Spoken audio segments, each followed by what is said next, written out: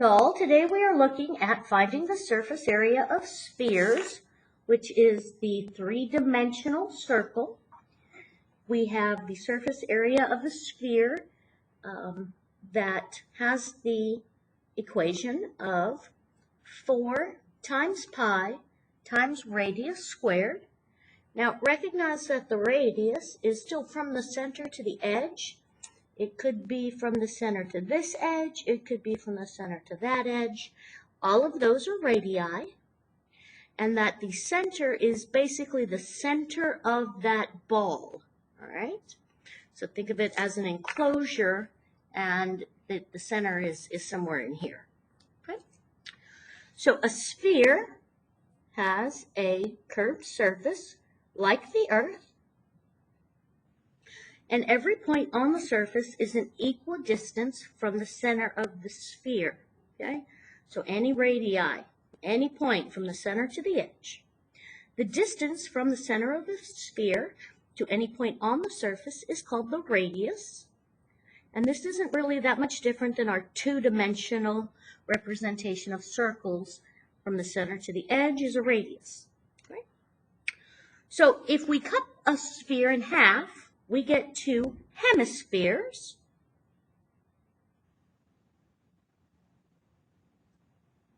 Right?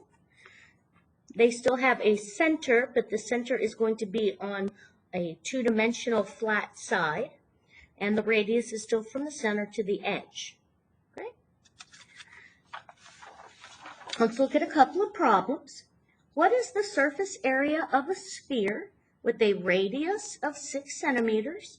Now, this says to find the exact surface area, which means in terms of pi. And then in the next one, we are going to look at what happens if I multiply out pi, okay? So we're going to do the approximate in example 14 here. So approximate.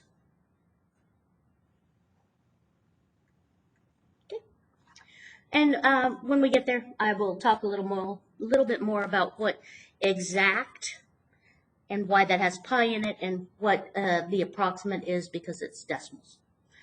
But first, the surface area of our 6 centimeter radii sphere. So the surface area of my sphere is 4 times pi radius squared. And all I'm going to do is fill in stuff. 4, not a variable, times pi, not a variable, times radius squared. My radius is 6, squaring it. So I get 4 times pi times 36. And when I finish doing that in my calculator, then I get 144 pi centimeters squared, because it's area, and area is squared. So that would be my final answer for the exact surface area, okay?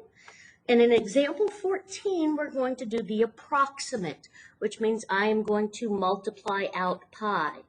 So multiply by 3.1415. The equation is the same. The surface area equals 4 times pi times radius squared, which in this case is 3 centimeters. And I am going to get 36 pi. And now I'm going to multiply out pi, 3.1415. And this is going to give me an approximation of the surface area. All right, 36 times 3.1415. And you can see that it's a decimal. And I'm to answer it to the nearest 10. So 113.1 centimeters squared. So this double squiggle means approximately, or about 113.1. Now we saw on our calculator where that's not the exact answer that I got because I rounded it and because pi is a never-ending number. So I could do, well, let's look, 36 times pi on this calculator is found somewhere on here, I'm sure. You see, I don't use this very often. Pi. Enter. Okay, so in that third decimal place, it gave me a little bit different answer. All right, they all still round up to 113.1, but when you get differing answers like this, that means that it's not exact. Okay, this is exact because I don't have decimals, I don't have parts left over. I'm not ignoring anything. Okay. We also need to be able to find the volume of spheres. Now this is volume, so it is to the third power, and you can see that in our equation. So our volume equation is 4 divided by 3 times pi times the radius cubed to the third power. Now our radius and our center definitions, they haven't changed. We're still dealing with spheres. So let's look at one of these problems. This time I'm given a diameter. Well, remember a diameter is just 2 radii. Oops, sorry. Move it up a bit. Okay. So my radius is going to be 3 centimeters, and I'm just going to write that down so I remember what it is. Now we are asked to find the exact volume, which means it's going to have pi in our answer. Okay? So our volume equals 4 divided by 3 times pi times radius cubed. So I'm going to fill in what I've got. Times pi times 3 to the third power. Remember, that's 3 times 3 times 3. Okay, 3 to the third power. And so that's 27. And I go to my handy-dandy calculator. 3 times 3 times 3. Now I'm going to multiply it by 4 and then divide by 3 for that 4/3 piece. And my final answer is 36 pi, unit of measure, centimeters cubed. That is my final answer for the volume of that sphere. So the exact volume of a sphere is in pi, and its approximation is a decimal. All right? So in terms of pi is exact, as a decimal is an approximation or just kind of close enough. All right. Let's do another example. Again, I've got the diameter. It's 8.8, so my radius is 4.4 meters. And that's really the only thing I need in order to fill in my equation. Volume equals 4/3 times pi times radius, 4.4 cubed. And when I put that in my calculator, 4.4 times 4.4 times 4.4, I get 85.184, and I'm not going to do anything with that decimal. I'm not going to round it yet. I'm going to immediately multiply that by 4 and divide by 3 for my 4/3 and get 113.579. But I'm asked to round it to the tenths place. So my tenths is a 5, but 7 is big enough to make 5 jump up. So my final answer is going to be 113.6 pi, because I did not multiply anything by 3.1415, but now I am going to, meters cubed, which is approximately times 3.1415, 356.6 356.8. 356.8 meters cubed. Okay? So that's that exact volume.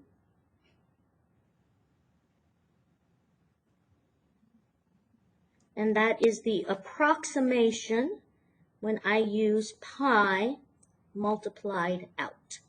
Okay?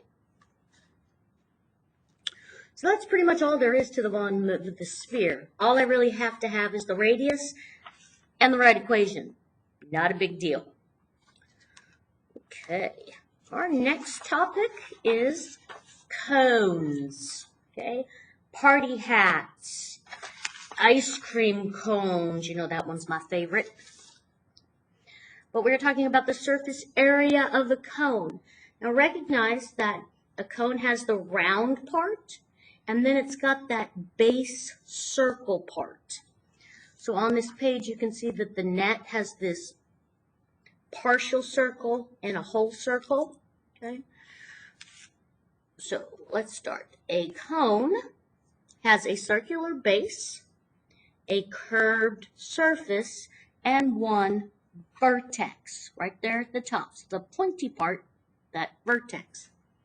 Now then, the curved area of the cone is also called the lateral surface. Okay? So that is without the base.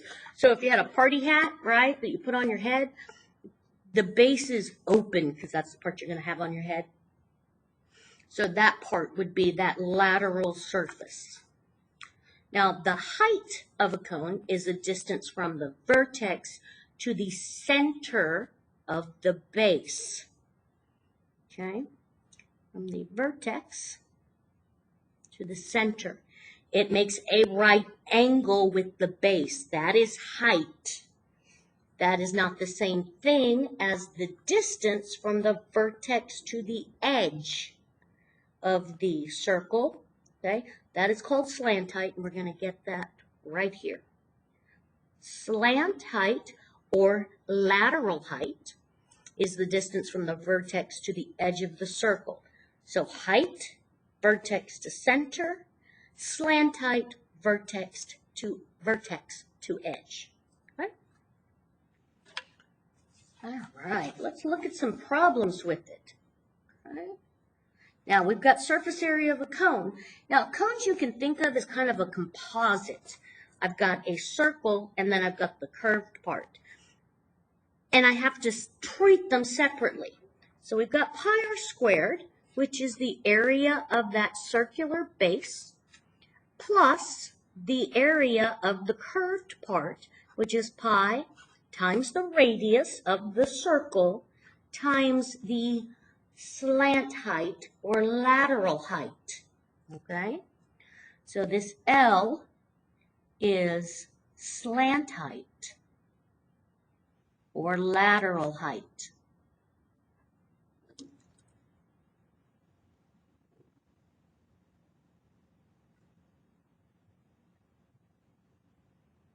Okay.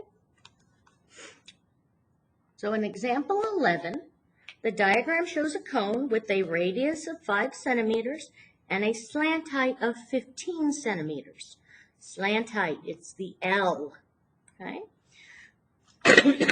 Excuse me. Now we are to find the exact, so remember, leave pi in of the surface, the curved surface. Okay? So I'm not going to put in the part of the base. So I'm going to discount this. I don't need it. All I want to do is find the curved part. So the area, and I'm going to write that as curved, equals pi times radius times slant or lateral height. And now I can fill in my equation. Pi times the radius of 5 times the slant height of 15 gives me 75 pi centimeters squared because it's still area. Okay? Now, part B says, all right, well, now add them together. You know how to find the area of a circle. Now you know how to find the area of the curved part, so let's squish them together and add them up.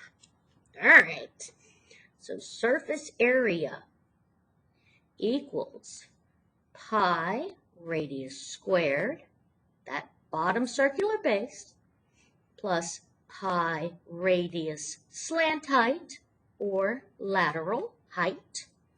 So let's go and plug in what we've got. So pi times radius 5 squared plus pi radius 5 times 15 for that slant height.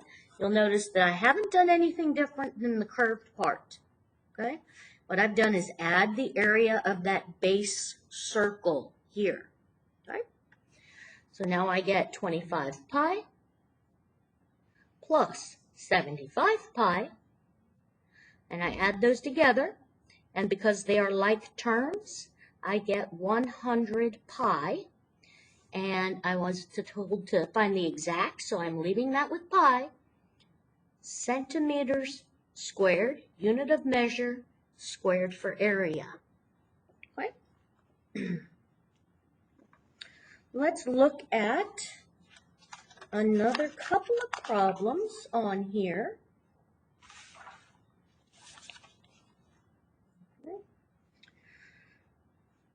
A solid cone, okay, so this is a ice cream cone that's full of ice cream, which makes me kind of happy and more than a little hungry, but maybe that's just me.